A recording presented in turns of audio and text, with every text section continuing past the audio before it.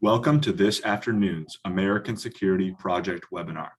This is an on-the-record conversation that will be available for attribution. A recording of this conversation will be posted on our website. All audience members will be muted during the discussion, but please use the Q&A box at the bottom of your screen to ask any questions to the panelists. With that, Jessica, over to you.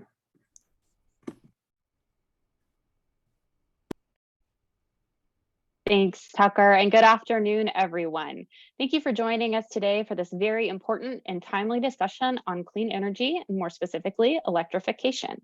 ASP has recently launched its Innovating Out of the Climate Crisis line of effort, which highlights innovations, challenges, and opportunities in 5 clean energy areas that are essential for us to pivot away from fossil fuels. We are so pleased to kick off our webinar series today by focusing on electrification. With us today, we are thrilled to have 3 expert panelists to walk us through what's happening in the sector and guide us through what the next steps are in the clean energy transition. With us today from Argonne National Lab, we have Dr. Venkat Srinivasan, Director of the Argonne Collaborative Center for Energy Storage Science and Deputy Director of the Joint Center for Energy Storage Research. Dr. Srinivasan, welcome. We also have Dr. Charles Teplin from the Rocky Mountain Institute, who focuses on carbon-free energy. Welcome, Dr. Teplin. And finally, we have Lideen Freemuth, President of the Freemuth Group and Senior Advisor to SAFE, formerly known as Securing America's Future Energy. Welcome. Thank you all so much for being here today. We have a lot of ground to cover and so much to talk about. So I'll kick things off and then weave in Q&A from the audience as we can and as we have time. So as we all know, the United States has pledged that its electricity system will emit no net carbon dioxide by 2035. There's been a whole host of things happening in this space. So Dr. Srinivasan, maybe I can start with you and you can tell us, where are we in this transition? Where are we now compared to where we were 5 years ago? Yeah, so just very quickly, I think you hit the nail on the head, right? The last 5 years has been in some sense transformational when it comes to electrification of our economy. We've seen this both in the transportation sector, where we've seen more electric cars.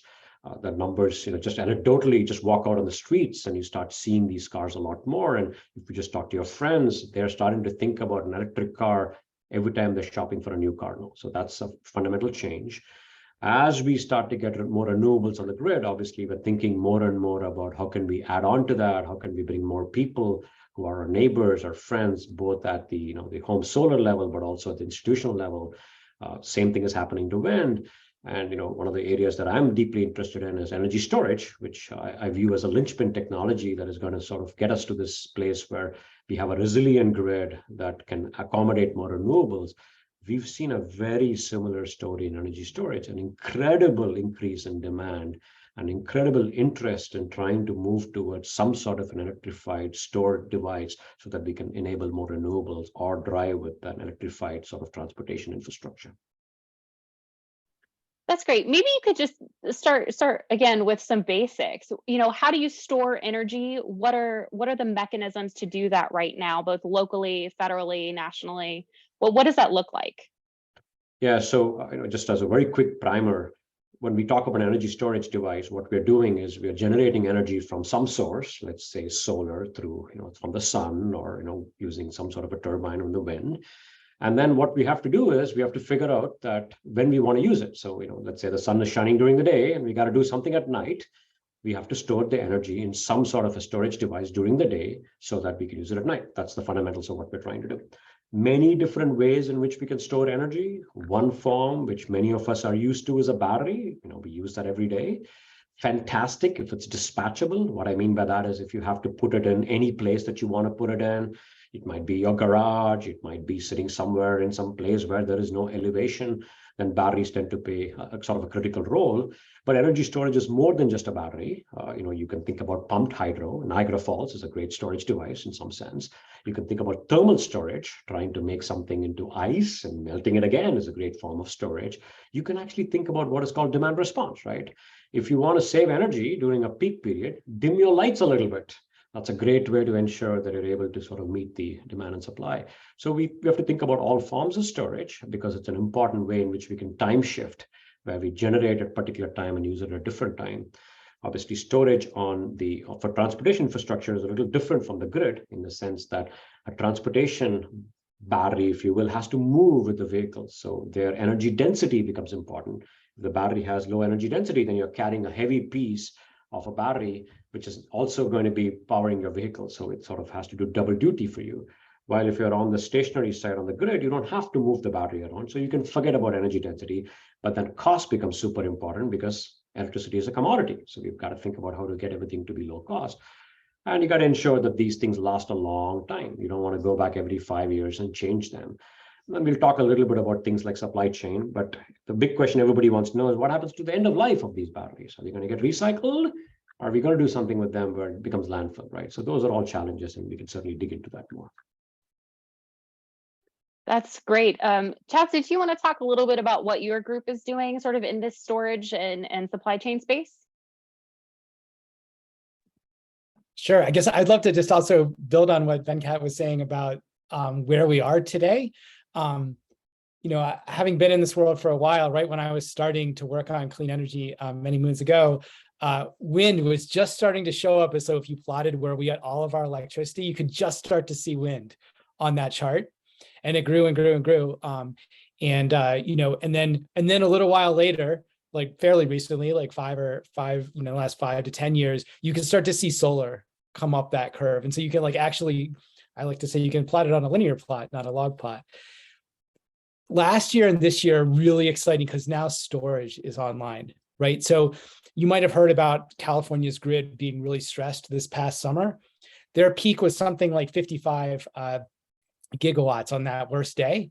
And storage actually was 3 gigawatts, was able to provide over 3 gigawatts of power. That's a lot of battery storage, mostly in large installations and the California grid. And they are adding, almost all of that came on in the last two years. And if you look around the country in Texas and in California, more and more storage is coming online, supporting all of that wind and solar that's continuing to grow and now make up, around 10-ish% of electricity generation. And it's the only thing, not the only thing, but the vast majority of what people are trying to add onto the grid. Yeah. So what my team is really focused on is to make sure the economics of wind and solar are already so good. They're already the cheapest forms of energy in just about the entire United States and the world. But we need to have the grid infrastructure, the wires, the transmission, in order to allow us to move the power from where it's inexpensive to where all of our factories and urban centers and suburban areas are, and we use the most power. So my team focuses a lot on what I call WWADI. What if we actually do electrify everything?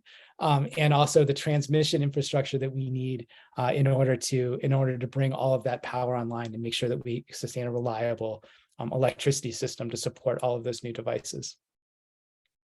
That's fantastic. And Ladine, I want to bring you in here because you've worked a lot sort of in the transmission space.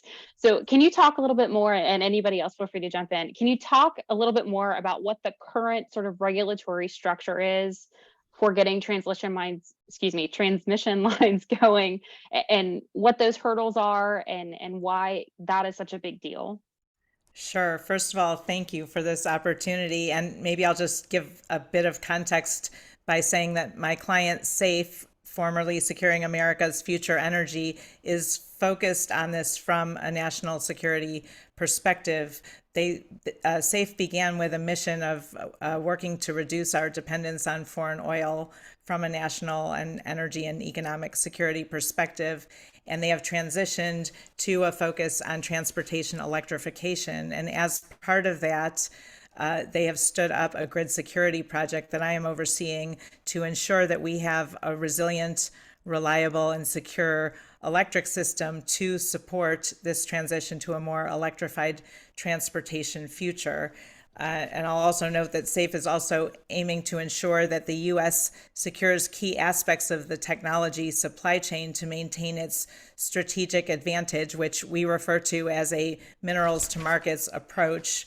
And we also have an advisory group of retired 4-star military leaders and senior business executives. So that segues perfectly and builds on what both of our former guests have said, which is we need transmission, as you're saying, and we need that to enhance the resilience and reliability of our system to ensure that we can continue our energy security, which is so essential to our national security. So we are focused on legislation, and the current state of affairs is that it can take up to 10 years to get a transmission line permitted, sited, and developed. And so that's obviously been a major obstacle. We're really pleased that in the bipartisan infrastructure law, there are provisions to facilitate the development of transmission lines by streamlining, processing, and permitting, and by having the Energy Department be an anchor, or in other words, the first to contract with developers for capacity for part of a transmission line.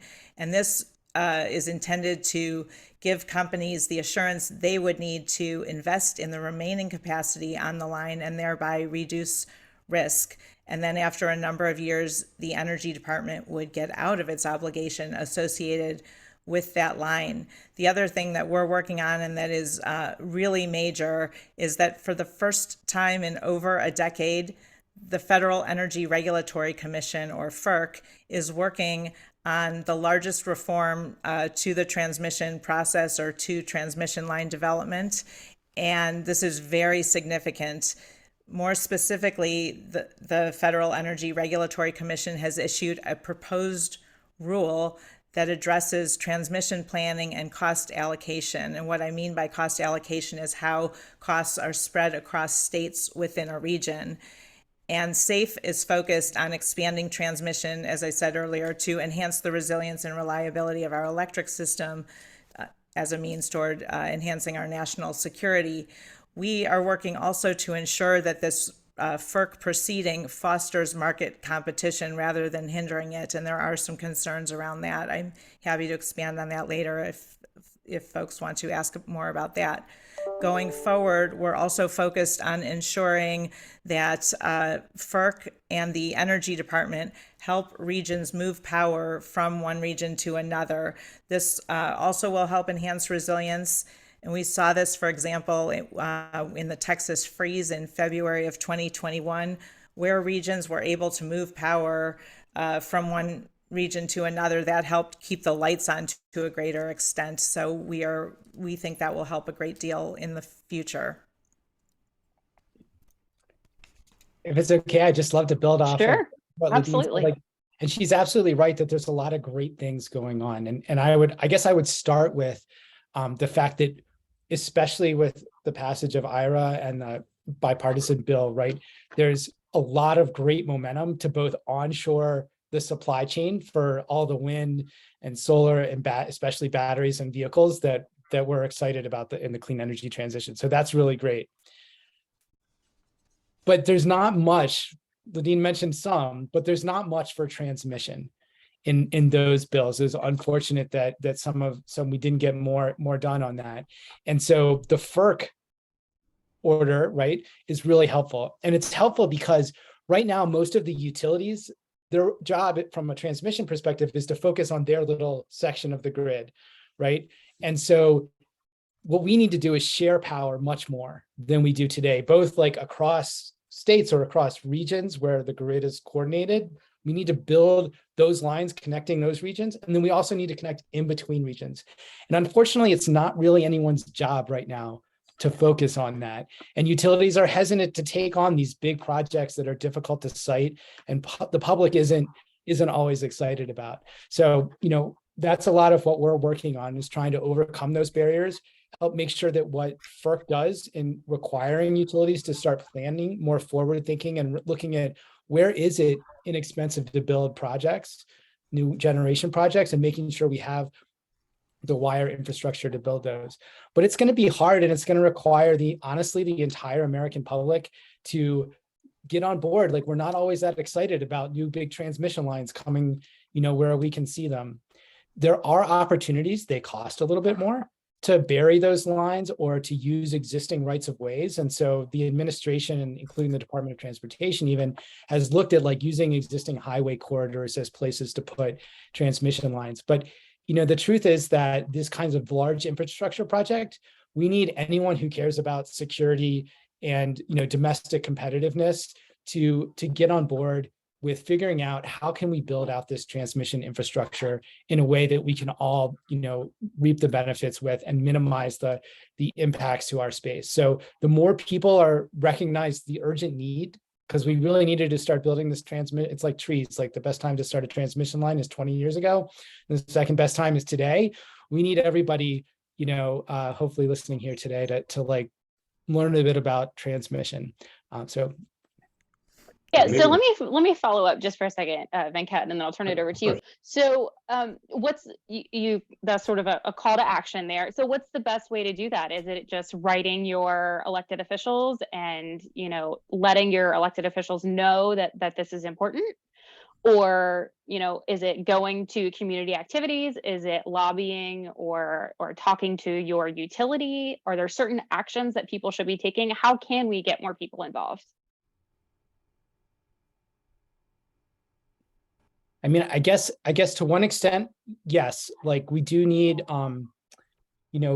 getting more federal legislation would be the best, honestly, right? The like FERC, as we've been talking about, they have limited scope by federal law about what they're allowed to ask or require utilities to do. And so new legislation that, for example, there's a bill that would require a minimum amount of transmission between each grid region, like that's been proposed, I believe, by Senator Hickenlooper's office, and like, so supporting a bill like that would really be helpful. I don't think that bill as it stands, I don't think the Hickenlooper office itself would say that it's done or is perfect. So we need to like really have that conversation. So yeah, I mean, I think the other piece is, especially to the extent that people are working with local clean energy groups, to start having them proactively realize that rooftop solar, for example, it can't solve the problem on its own. We do need this transmission infrastructure, and start to think proactively about like, how can we be productive in that conversation to make sure that the lines that we build are ones that we can support, and recognizing that it's going to require compromise by everybody. So I don't know if that's a satisfactory answer, but. Sure. And Venkat, over to you. I was going to go back and sort of stress the importance of transmission by just saying that there have been some studies looking at what the cost of electricity would be if you were to build transmission lines, especially across straight lines. And what if you don't do that? And if you have a lot of renewables, where you have to put storage to compensate for the fact that you can't move electricity around. And guess what? If you build the transmission line, it tends to be significantly cheaper by as much as 50% compared to if you were to sort of not do that and instead rely on storage in many local places to ensure that you have reliability. So transmission lines, even though has a lot of challenges, as Chaz was pointing out and Nadine was pointing out, we need to think about the fact that that could be the lowest cost solution. We still need storage. That doesn't solve the problem of not needing storage, but it minimizes how much storage we need. So having that comprehensive strategy, I think, is super important for us as we think 2035, 2050, where we want to have a sustainable, low cost, long-term solution for our problems. I think that's spot on. And sort of pivoting from there, bringing all that together, I guess, and making that a reality is going to require innovation, which is kind of what we're here to talk about today. So can you talk about the innovations that you see, that you're working on, that you're excited about, stuff that may have been funded by the bipartisan infrastructure law or the CHIPS Act or the Inflation Reduction Act? Can you talk about some of the things that you're really excited about and the innovations in this space? Maybe the others should jump in first, and then I can dig into storage a little bit more. That's for anybody. Yeah, sure. I'm happy to jump in if you want. I'm excited about funding in the bipartisan infrastructure law for electric vehicle charging stations for highway corridors and communities. As was said, there's not enough funding in the bipartisan infrastructure law for transmission, but after working on this for more than 10 years, it is exciting to see some progress on efforts to streamline transmission siting and some funding assistance. But I'll acknowledge that there is a long ways to go to get to the levels that we need. And what I'm most excited about is not necessarily related directly to transmission, but among the tax credits in the Inflation Reduction Act, one of these credits is called it's a wonky name, it's called the Alternative Fuel Refueling Property Tax Credit, or the Section 30C credit. But what this really is a tax credit for electric vehicle charging infrastructure. And the Inflation Reduction Act extends and expands this credit. More importantly, from my perspective, is that for the first time ever, this tax credit can be used for what we're calling vehicle to grid, or what is called vehicle to grid equipment. And what I mean by that is vehicle to grid or bidirectional charging capability means that rather than having a charger that only charges in one direction from a charger to an electric vehicle, the vehicle acts like a mobile battery, as Dr. Srinivasan was saying earlier, and can provide power back to a home or building or to the grid. So this is really exciting.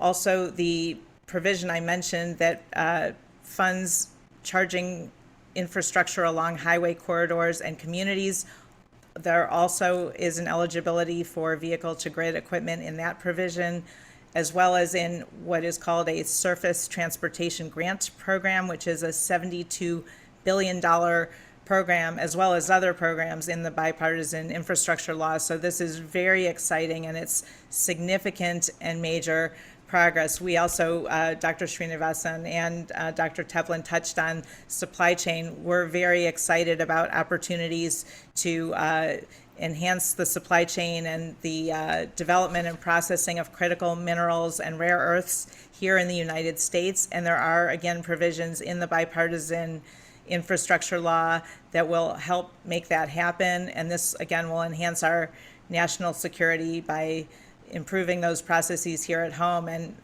SAFE, my client, is working on developing environmental standards so that we can do this in an even more sustainable way here at home. We already process and manufacture in general in a more efficient and more environmentally sustainable manner than many other countries, particularly countries like China. And we have better better labor practices. So we're working to enhance those to a greater extent. And Dr. Srinivasan, you mentioned recycling. There are also provisions in the bipartisan infrastructure law that are a step, again, more is needed, but a step towards enhancing recycling for batteries and those programs. So some exciting progress there. Maybe if I kick in next, when I think about the innovation that's coming, I think most of it, I don't know, I'll make up a number, 70% of the innovation is going to be stuff that is like just incremental improvements over a lot of the awesome technology that's coming online. The most obvious being vehicles. If you've looked at the number of new car models and the improvements in range and performance that you've seen in EVs, like it's obvious to anybody that's been following that, like every year it's like doubling of the what's available, and cars get better over time, and especially a new technology gets better really fast. If you think about the difference between like the first iPhone and the third iPhone, they were pretty big difference, right? Then the second kind of advance is like, which I think we'll see less of, is new things that come online, totally new technologies. And I think there will be some of those.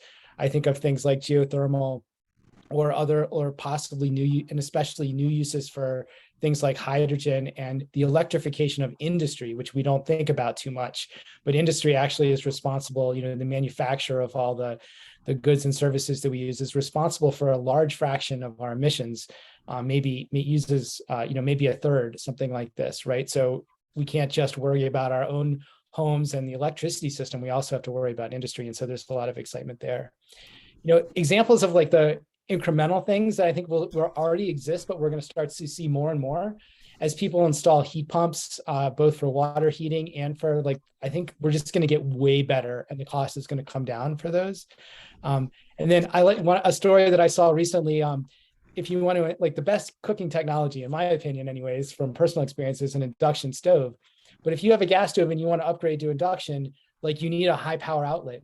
And someone's thought about putting a battery in the induction stove so that you can just use a regular outlet that keeps the battery charges. And then when you actually cook, which usually you don't do for very long, it can dump out a ton of power all at once, but you don't need to upgrade your whole wiring in your house.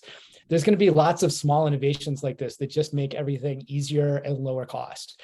And I think we're all going to like live better lives, healthier lives, even beyond, the climate benefits, which are, of course, urgent. Right. So if I dig in a bit more into the storage side, right? So there are a couple of things going on the innovation piece, right? Something what we just heard about from Chaz. There is what I would call incremental changes that we need to do to existing, say, lithium-ion batteries. For example, you have a car, it drives. You probably have to make it cheaper for everybody to be able to afford an electric car. You got to charge it in maybe 5 minutes to match how long it takes you to fill gasoline. You got to ensure that at the end of the day, we know what to do with those batteries at the end of life. So those kinds of changes are going on. I would call them incremental. But you also need longer term innovation, right? I mean, let's do transportation again. Let's think about what's going to happen if you have to decarbonize long haul trucking. Is it going to be hydrogen? Is it going to be a different form of a battery? So we have to kind of think about that longer term innovation also. My view is both will happen in parallel. We have to do the short term, deploy as much as possible, get that going while we continue to get the R&D pipeline going towards those long-term solutions that you need, things like long duration storage, things like, what's going to happen, when you get to seasonal. So things of that nature we have to do. So let me kind of tell you a little bit, right? Historically, we've been talking about things like this in the battery community for a long time, but traditionally what happens is that in the battery community is that, let's say you have some amazing innovation, and it happens all the time in the United States. We've never been able to implement that and build manufacturing facilities in the US. And that's partly because, there's a, complicated sort of dynamics between different countries and what everybody's willing to do in terms of incentives that sort of drives the market towards certain countries and not others. That has completely changed with IRA and BIL. Now we have both supply side and demand side incentives. You can argue as to whether it's enough or not, but it's at least the first time, I think in the country where we've said, let's kind of put a stake in the ground, ensure we're incentivizing people to do these things so that we can create these long-term sort of sustainable jobs, but also create those manufacturing units that can help us in the long term, right? So till now, as of 2 weeks ago, the BIL issued almost $3 billion of funding for various battery upstream, mineral refining, recycling, creating materials, things of that nature. We've also seen a lot of battery cell manufacturing just from private sector investments. Many companies have started talking every other week. Somebody's announcing gigafactory somewhere. So a lot of excitement going on. The single biggest challenge we're facing is we have to build out the supply chain. We just don't have the raw materials in the United States. We don't have cobalt and nickel. Those are critical to the point that the Dean just made in terms of what SAFE has been doing. This has been an incredible ongoing conversation. The second thing is, as a country, right, we tend to be a little siloed. We have R&D, people like us in Argonne National Lab can do some amazing stuff. And then we have some industry that's doing what is right for them in terms of incentive structure. The federal government trying their best to ensure everybody's kind of moving in a particular direction. But there's only so much you can do when you're stuck in these silos. We've actually tried to change that in the last year. Working closely with the Department of Energy and the federal agencies, we helped create a public-private partnership called LiveBridge. Live for lithium and bridge for bridging the supply chain gap. We've actually had conversations with SAFE on sort of what needs to be done. And the idea behind this is, can we build a sustainable, long-term, resilient supply chain for energy storage, whether it be for transportation, whether it be for the grid? Really, we have to think about it as a holistic picture where we try to align the sort of the incentives for the federal government, the universities, the national labs, the community colleges, and the private sector, from materials all the way to pack manufacturers, so that we all may not want to march exactly in the same direction, but at least align ourselves towards that broader sort of that, sort of the North Star, if you will, so that we can try to get to that state. So that's something we're also doing. So lots of innovation, but we have to think deeply about how are we going to move that towards market. I think that's going to be critical for us. Yes, and some important context there that you just generated in my mind is the time frame that we're talking about, right?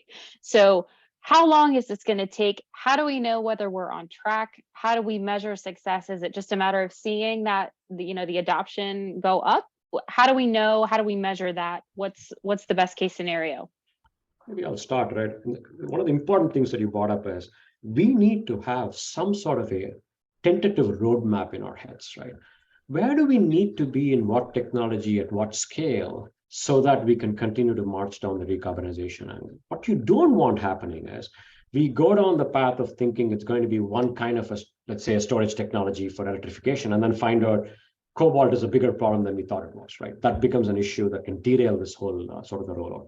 So we need to kind of think through this as a roadmap of, which technology makes sense in 2023, in 25, in 30, in 35, and start to kind of build up that infrastructure. And I'll kind of bring back workforce, right? This is probably the single biggest gap we are seeing. Nobody can find people that understand in the storage world what to do. And this is across energy, I think. I've been making this joke, and it's not really a joke at this moment. If your resume has the word battery, you will get a job, even if the sentence says, I don't know anything about batteries. And that's, that's obviously a joke, but that's the state of affairs right now. And how are we going to do this if we are sort of struggling today? If we have to continue to, in the next 10, 15, 20 years, build out those, factories or build out those transmission lines, whatever it might be, that's something you have to think about very deeply, I think. And again, having that notional roadmap, even if it's not a perfect one, I think it's important for us to have that kind of long-term planning. I can just add a couple of points. I think the bipartisan infrastructure law and the Inflation Reduction Act, the money, we saw this with the stimulus package in 2009, having that money and these programs can help expedite the deployment of technologies pretty dramatically. It can really expedite by several years. I don't know if I am the expert to determine the overall timeframes for these technologies, but having these programs will help, or should help quite a lot in getting these technologies into the marketplace more quickly. And I'll just make a little bit of a plug that SAFE has a sister organization called the Electrification Coalition, and they developed the first roadmap, building on what you were saying, Venkat, for transportation electrification, and they're working on an update now in real time. So we definitely need that. We have not had, and this is part of the bigger policy picture for our country, we need a national roadmap and strategy, as you were saying, and that's something that has been lacking. But again, this is the most advanced policy we've seen for energy writ large probably in our lifetimes. Dr. Teplin, did you want to add anything? I think that's been covered. There's some questions. I don't know if we wanted to answer the questions. Yeah, sure. We've got a question from the chat here asking to dive a little bit more into the technology piece, especially in terms of large scale and long duration storage. Pumped hydrogen and lithium ion arrays are some of the most common forms today. Will they still be the most common 10 years from now? What is over the horizon? That one I think is for Venkat, but yeah, I'm curious to hear your answer. Yeah. Okay, I could quickly say a few things. So long duration has come to mean many things to many people. So maybe we should just take a second to sort of say that when we think about storing energy for more than 10 hours, we've started calling them long duration, but we have to recognize that storing energy for 10 hours is different from 10 days, is different from 50 days and 100 days. So that's the first thing. Lithium-ion batteries make a lot of sense. There are some challenges, but make a lot of sense for anything where you're storing energy for, say, less than 6 hours, 8 hours, maybe even 10 hours, right? That's kind of where it'll make sense. Economically, it does not pencil out if you start using it for longer. So let's imagine a scenario, right? You have a 14-day resiliency mandate somewhere. You decide to have a storage device to kind of maintain that 14 days of resiliency. You intend to never use that thing, but you just have it as a backup when you need to because there is a mandate. You don't want to pay a lot of money for it. You might use it once a year. So you're not cycling this thing that much. And you only make money when you cycle, or only save money when you cycle. So the reality is that when you start thinking about long duration, the cost of the technology, the capital cost has to be very low. The life cycle, LCOS, the levelized cost of electricity has to be very, very low, maybe in the order of 4 cents a kilowatt hour. So as we look at longer duration, lithium ion, I think is going to have a hard time competing. What's going to happen is we're going to do various other technologies. Now, this is where there is a bit of a horse race going on. Not obvious who the winner would be. There could be multiple winners, which is what I think will happen, but let's see. There are chemistries called flow batteries, which I won't expand into. It kind of consists of tanks and cells. We kind of move these things around, which are going to be, in theory, at least lower cost than lithium ion. Some challenges that we have to solve, but they will be lower cost. There is also an active area of using low-cost materials If your materials are expensive, you can never make a device that is cheap, right? It just doesn't work that way. So you've got to start from extreme low cost materials. DOE's cost target for long duration is 1/10 the cost of lithium-ion batteries currently. And so you're not going to just tweak your way to get to that. You have to kind of reinvent it, which means you got to start from low cost materials and try to make devices that will last a long, long time. So there is an active area going on in that topic. But more than that, you got to start thinking about, I think as you get to seasonal things like chemical storage, hydrogen has come up. Hydrogen is a form of chemical storage. You will make hydrogen using some sort of electricity, and then you'll store it in a tank waiting to use it. I'm not a fan of gaseous hydrogen. It's got its own set of issues, but I think that is part of the solution. We also need to be thinking about liquid energy storage, I think, because they're much easier to store, easier to sort of move around if you need to do that. Could be liquefied hydrogen, but could be other technologies. Ammonia comes to mind, but there are others also one should be thinking about deeply. So again, my view is 10 years from today, and this is actually happening now. Yesterday, DOE issued a bipartisan infrastructure law, federal opportunity announcement for long duration storage. And they have two parts to it. One of them is lithium ion for 10 plus hours of storage. And then there's a second one that is not lithium ion, trying to again incentivize people to come forward with ideas that go beyond traditional lithium ion as we look at long duration. There are other activities like that are happening where we are hoping to see that 10 years from today. The hope is that we will see other technologies which make more sense for the particular market we're looking into.